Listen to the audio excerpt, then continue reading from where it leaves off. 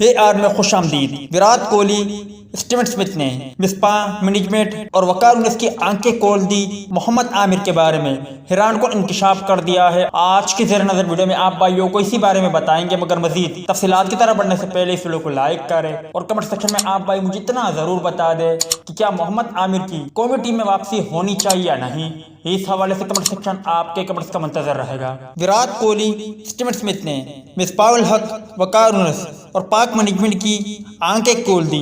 हत्ता के मोहम्मद आमिर को तो मिकी आर्थर भी पसंद करते थे और मोहम्मद आमिर की मिकी आर्थर भी गर्विदा हो गए थे और एक बेहतरीन बॉलर मान चुके थे। ताहम विराट कोहली ने हैरान को इंकशाफ किया। विराट कोहली का कहना था कि मैंने पूरे करियर में जो 3 खतरनाक बॉलर फेस किए, मतलब कि जिनका मैंने सामना किया, उसमें सबसे खतरनाक बॉलर मैंने मोहम्मद आमिर को पाया।